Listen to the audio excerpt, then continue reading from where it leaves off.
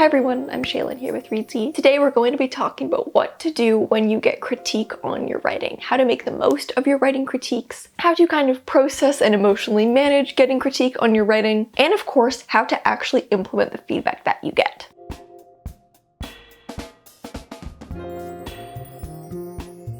If you're a writer with any kind of professional aspiration, you will be getting critique on your writing at some point and probably regularly. Critique is a necessary part of not only improving as a writer, but getting any piece of writing to a publishable state. It's something that you'll be seeking out throughout your entire career in order to hone your work. Critique is such a valuable part of improving as a writer, as well as honing a piece of work. Even though it can be intimidating at the beginning, with a bit of practice, you reach a point where you'll actually really look forward to getting writing critique. So throughout this entire video, if you're new to getting critique on your work, or it's something you don't have any experience with yet, keep in mind that getting critique on your work is actually something that takes practice just as much as the act of writing itself. The more experience you have with critique, the less emotional an experience it will be. Rather than taking it personally or feeling like it's something you have to be nervous about, it'll be something that just feels like another part of your writing process, maybe even a really exciting one. So let's jump into the first part of this video, which is setting yourself up for success.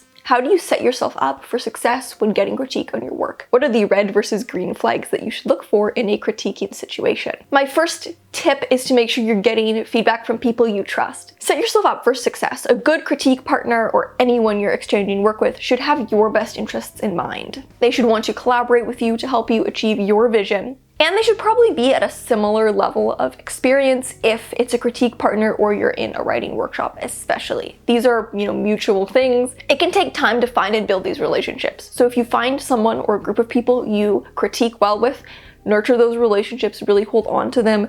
And the best way to do that is to be really generous. I've seen so many critiquing relationships fall apart in my life because one person was never reciprocating the writing critique. They were just getting critique on their work and never reading the other person's work, and it's going to fall apart. So if someone gives you good feedback, it can be hard to find, and so you want to really treasure that by being just as generous with what you give back in this relationship. Second of all, make sure to only get critique when you're ready. It'll be a really negative experience if you don't feel ready, and it can be hard to hone a piece with feedback if you aren't ready. If you don't know what you want from this piece or what you want from this critique, then what are you gonna do with that feedback, Some writers might like to wait until they feel really solid in their vision and their intentions for the piece, and then they can get feedback and then they know how to implement it and see how it matches up with their vision. Other writers might actually enjoy, getting feedback when the piece is in a bit of a looser stage and they kind of want help shaping it. Either is fine, but you need to know what you want out of this experience. But ultimately, I would just make sure that you're getting critique when you feel ready and it's something you want. If it's something that you don't feel ready for, it's not going to be a very helpful experience. It's going to be pretty miserable, and then implementing the critique is going to be really hard. And finally, don't be afraid to ask questions. I think it's really fantastic to get in the habit of asking questions as a writer. In my workshop group, speaking from personal experience, we always include a list of questions that we have about the piece, things we're struggling with that we want a second opinion on. A lot of people like to put it at the end of the story, so a reader can, read the draft unbiased and then they hit these questions at the end. When I send a full novel out to my critique partners, I usually send along a whole document talking about all the questions that I have and everything that I need help with, all the things that I want their interpretations and opinions on.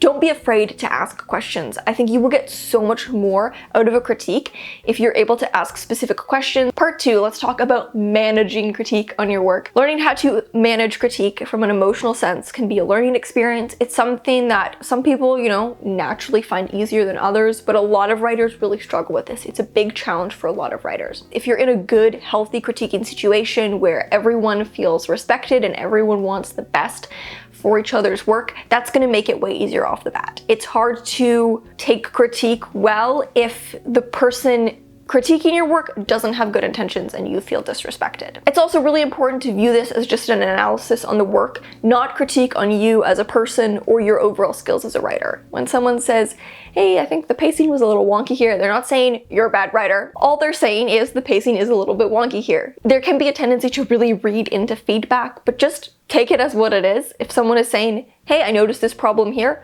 go, oh, that's great, now I can fix that. They're not saying anything about your abilities or you as a person, and I think that that's one of the most helpful mindsets to take into critiquing. I also think it helps to not view it as someone telling you what's wrong with your story, but instead just giving you tools to improve it and to maximize your story's potential. If someone critiques how your main character is developed, instead of viewing it as, oh, they're telling me there are problems with my characters or I'm bad at character writing, frame it as, oh, my characters have more potential. This shift in mindset really helped me view critique in a much more productive way and implement it in a way that didn't feel personal and it instead felt like it was truly for the benefit of my story. It'll make you much more excited to implement the critique if you're viewing it as making the most of your story's potential rather than just people telling you what's wrong with your story. Finally, even for critiques that you disagree with, make sure to really ask yourself why. It can be easy to get defensive if someone says a critique that you disagree with, but ask yourself why they had this critique. Even if someone commented on something that didn't make sense to them, but you feel like you explained it well, maybe there isn't a plot hole as this person is picking up on, but maybe there's a clarity concern. So you always want to ask, why did it convey this way to this person? Even if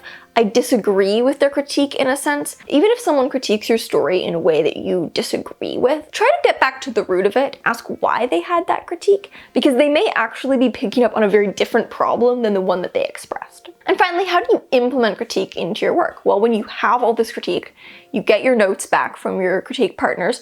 What are you supposed to do with all of those notes? A good first step is to always remember that all the aspects of your story are interconnected, and sometimes a critique on one issue can actually be solved with an edit to something completely different. Say someone says that the pacing was way too fast, but you look at your story and you're like, was it way too fast? I mean, everything is pretty appropriately paced, or maybe I used save the count very intentionally and I paced everything very intentionally, so how can that be? Maybe instead of fixing the pacing, what you need to do is address your character depth. Maybe the characters need more depth, more complexity, which will make all the events feel way richer, and then the pacing will feel appropriate. Sometimes a critique is actually solved in a completely different area. Next of all, don't be afraid to keep asking questions and talk through your edits. Don't be afraid to run questions by your critique partner. Say, okay, I'm thinking about doing XYZ in my next draft. I'm thinking about making this change or this change. What do you think? Don't be afraid to say hey, would you be able to just talk through the edits with me for a bit? I have a few ideas and I'm not sure what the best route to take is. Feedback should be collaborative. Don't feel like you have to just take your notes and then apply them in a completely solitary way. Especially if you have a good working relationship with this person, don't be afraid to continue asking questions if you need to. I would also recommend that you try and fix an issue by addressing clarity before making any bigger change. Before you make a big change to your story, ask yourself if it's just a clarity concern. The vast majority of writing edits are going to be clarity. It's usually the most common type of edit you have to make. Clarity is just when what you were trying to convey didn't convey. So a lot of the time, people will have detailed notes on something, a big problem they have, but really, something just wasn't conveying properly. And if you can fix this small clarity concern, the problem is fixed. So before you make any kind of big changes, see if it's a clarity issue first. It may not be a clarity issue, but you could save yourself a lot of time. And finally, remember to make only the changes that feel right. When someone gives you feedback, they're not saying you have to do this. You should only be implementing the notes that resonate with you and that are helping get your story to the place you want it to be. You don't want to look at your piece in the end and see this kind of weird Frankenstein thing, where you tried to implement everyone's notes all at once and it ended up just kind of being really far from your vision. Implement the notes that get your piece closest to its vision. Not all of them will. That's not really possible, especially if you're getting feedback from multiple people. But it's not about implementing every single note possible. It's just about implementing the ones to get your story to the strongest place that you can get it. And a lot of the time, just implementing a few core notes will kind of make all the other ones, not become problems anymore. So that is how to implement feedback on your work. Thank you so much for watching. Remember to subscribe and turn on notifications so you don't miss any new videos from us. We've got new writing, editing, and publishing tips on this channel every Friday. Until next time, bye.